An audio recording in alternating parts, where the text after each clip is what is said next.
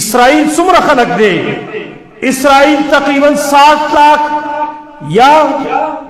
70 लाख یا 80 लाख خلق دے، کروڑ ہم ندی 60-70 लाख خلقو صرف پر یو عرب مسلمانان ذلیل کری دی وجہ دقد و ترکتم الجہاد صلت اللہ علیکم وسط پی ایس ایل شروع شو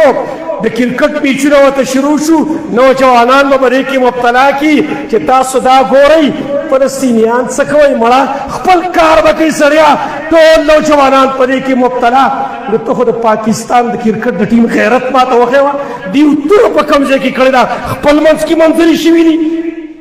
بار خو د دوی توره ماته وښیوه، دوی کله ګټه کړې ده، دوی خو همیشه شرف پاکستان ته راوړی دی، دوی خو چېرته ګټه نه ده کړې. اغه هندو د هغې سره چې په مخه د دوی تکراوي، په مخه د دوی ذلیله، په مخه د دوی رسوا، همدغه شان شرمېدلي پاکستان په خپلو سترګو باندې وینو. واړه واړه ماشومان،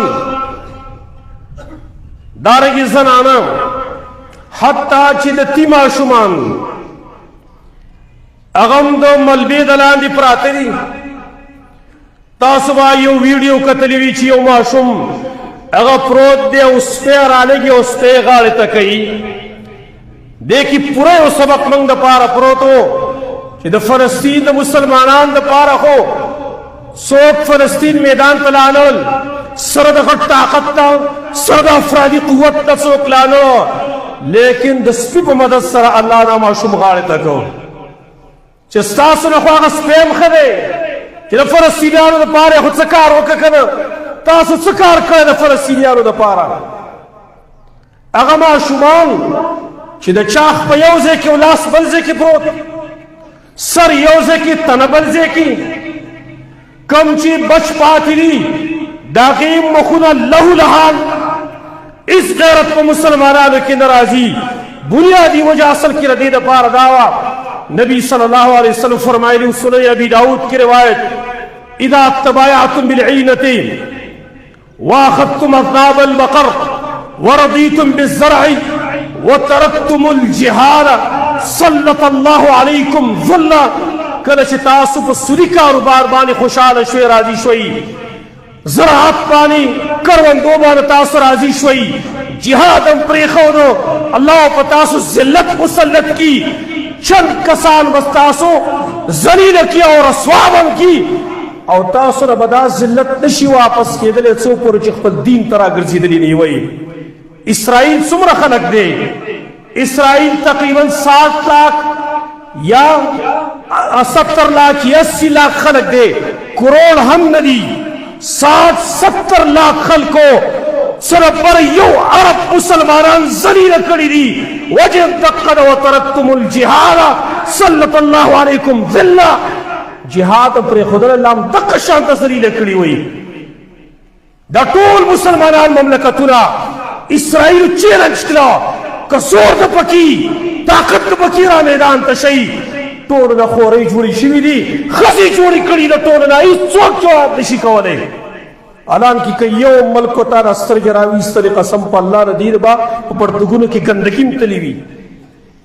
دا ذلیله خلک دی، دا قرآن مخکې ویلي وو ستاسو سره دیو جنګ نشي کولی مگر اخوا د دیوالونو نه یا په هغه کلو کې چې کوم قلعه بند کلي دي هغه کې به سره جنګ کوي، نور مخامخ د ساړو جنګ سړي به د کولی نشي. زموږ نظیمت څه جوړېدله ما ته پته ده، زه نن چې په دې منبر ولاړ یم ما ته پته ده زما د اواز هېڅ حیثیت نشته دی،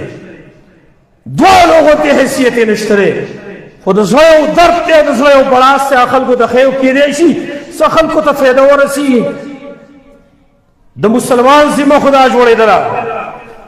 امام بخاری حدیث څخه کړی، نبی صلی الله علیه وسلم فرمایلی وو المسلم اخو المسلم، مسلمان د مسلمان رور دی، لا یظلمه په خپل به پې هم ظلم نه کوي، ولا یسلمه د بل چا ظلم ته به هم نه پرېږدي. د دې حدیث موږ سراسر مخالفت کوو. موږ نن د فلسطین مسلمانانو د دغه خنزیرانو د شادوګانو اولاد هغې ظلم ته موږ پرېښودلی دي. او بیا نبی صلی الله علیه وسلم وروسته دې روایت کې فرمایي من کان فی حاجت اخی كان الله في حاجته سوچ د خپل ورور مسلمان حاجت پوره کی الله برد حاجت پوره کی ومن فرج عن مسلم كربة فرج الله عنه كربة من كرب يوم القيامة چا دی مسلمان یو مصیبت تکلیف لري کو الله بردن د اخرت تکالیف نه د اخرت مشکلات نه به الله در تکالیف لري کی کمنګ د فلسطین د مسلمانانو مرسته مدد وکړو الله به زموږ د اخرت سخت دی کی یو بل حدیث کا امام مسلم نقل کړی دی مثل المؤمنین فی توادهم وتراحمهم وتعاطفهم د مسلمانانو مثال وای په مینه محبت کې په یو بل باندې ترس کولو کې په یو بل باندې په نرمۍ کولو کې مثل الجسد یا مثل الجسد دا مثال د یو بدن دی اذا اشتكى منه عضو یو اندام چې په بدن کې تکلیف وي بیماری پاغي باندې درد پاغي باندې تداعى له سائر الجسد بالسهر والحمى ټول بدن په تکلیف ټول بدن تبني ولي کله چې یو اندام په تکلیف ټول بدن په تکلیف یو مریض من خوشي ټول بدن په تکلیف کنه د الله نبی وایي د مسلمانانو ټول مثال دا د یو بدن غونتره یو اندام په تکلیف ټول بدنونو په تکلیف یو مسلمان په تکلیف ټول مسلمانانو په درد ونی په ایمان یې وي د چا په ځکه درد راغلی دی د دې فلسطین د مسلمانانو الا ماشاء الله یو څو کسان دای په ځکه به درد وي دای په سترګو کې به اوښ کې وي دای زړه به دردیږي نور خیر خیریت ته استشتره او وسخلا یو بل شی شروع شو وسوته پی اس ال شروع شو د کرکټ میچونه وته شروع شو نوجوانان به بری کې مبتلا کی چې تاسو دا ګورئ فلسطینیان څه کوي مړه خپل کار به کوي سړیا ټول نوجوانان پرې کې مبتلا نو ته خو د پاکستان د کرکټ د ټیم غیرت ماته وښیوه دیو توره په کوم ځای کې کړې ده خپل منځ کې منظرې شوي دي بار خو د دیو توره ماته وښیوه دیو کله ګټه کړې ده دیو خو همیشه شرف پاکستان ته راوړی دی دیو خو چېرته ګټه نه ده کړې هغه هندو د هغې سره چې په مخه د دیو تکراوي په مخه د دیو ذلیله په مخه د دیو رسوا همدغه شان شرمېدلي پاکستان ته راځي او دا خلک یې به هم سپورټ کوي او دغه د فلسطینیانو د هغې همدردۍ به اوس خلک هیر کړي شاته به کړي خلک ستا او پته ولګي چې ستا کې څومره ایمان دی څومره په تاسو کې غیرت دی دا معلومات په وروسته کېدلی شي خو یاد کړئ ګورئ یاد کړئ چې څومره پورې زموږ وس کېږي وس زموږ سره وس زموږ خلاوند دا دی چې موږ به دعاګانې کوو دعاګانې دا د مسلمان دپاره یو غټه اسلحه ده منکرین حدیث پسې مه ځئ دغه ظالمانو پسې مه ځئ چې وایي د دعا هېڅ حیثیت نشته دی او چې په خپله پې سخته راشي وایي دعا کې مې یادوئ که د دعا حیثیت نه وی نعوذ بالله تعالی من ذلک قرآن کې الله دا آیت ولې نازلاو وقال ربكم ادعوني استجب لكم ستاسو رب ویلي زما نه دعا غواړئ زه به درله قبلومه او دا ظالم وایي د دعا هېڅ حیثیت نشته دی ولې د دعا حیثیت نشته دی قرآن کریم خو د دې نه ډک دی حدیث ورته نه مني او نبی وایي الدعاء هو العباده دعا بینه عبادت دی نبی په جنګونو کې د دعا نه کار اخیستلی دی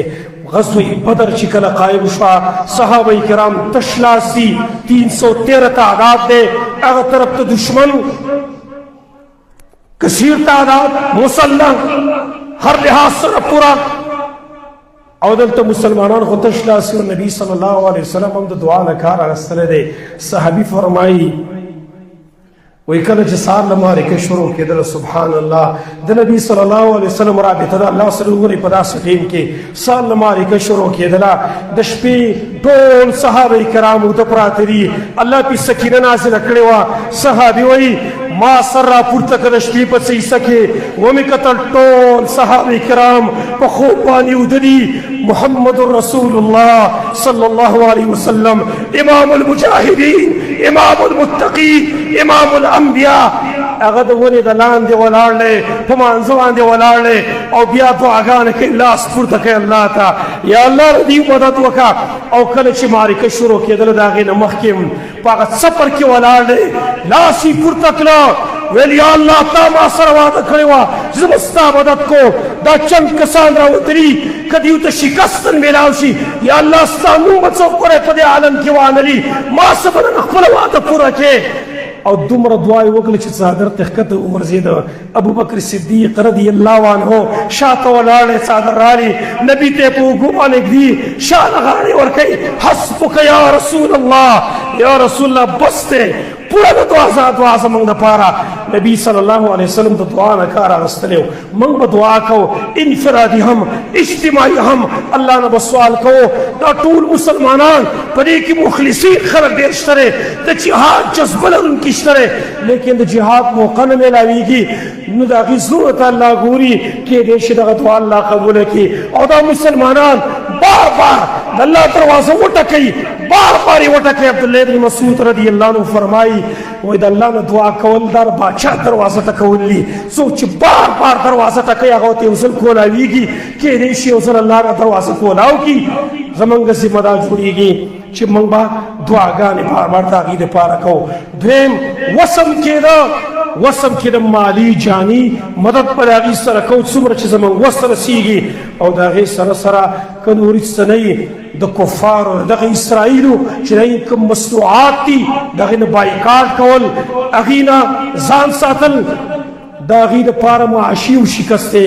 خو تعجب دا دی افسوس موږ په دې خبره باندې کوو چې یو طرف ته خو به د هغې د مصنوعاتو نه بایکاټ وکړو خو دلته د مسلمانانو مصنوعات دا خو هم څه د سړي زامن خو نه دي که نه دې کې سړیتوب شته دی دې خو په هر شي کې ملاوټ کړی دی شودر باندې خرڅوي نو کیمیکل به اصل کې د شودو په نوم باندې غوړو کې به کم ګند یې ملاوي کم شی چې دي پکې ملاوټ ترې کړی موږ کم غم وژاړو کم غم وژاړو لہذا زمونږ ذمہ دار خیر دی دا ملاوټ به هم استعمال خیر دی الله منګوي نه انشاءالله خو د اسرائیلو چې څومره مصنوعات دي د هغې نه کلي طور باندې بایکاټ کلي طور باندې هر سړی دا وایي یاره جی وایي زما په دې پیپسي څکلو باندې او زما په دې کوک څکلو باندې خیر دی څه فرق نه پرېوځي د دې پکې پته هم نه لګي دا خو یو تم داسې وی بلې م وایي بلې م وایي نو ما تاسو ته مخکې مثال ذکر کړی و یو بادشاه ویلي یو حوض یې جوړ کړی و ویل دې ته به ټول خلک شوده بېګاله راته یو ټیم شوده دا به ورته راته سار نه بې ډکوئ نو هر سړي د شپې نه سوچ کړی و چې یو ټیم اوبه به زه وراړم زما د اوبو پکې څه پته نه لګي ټولو خلکو اوبه راوړی وراړتلې وې او دقه شان ته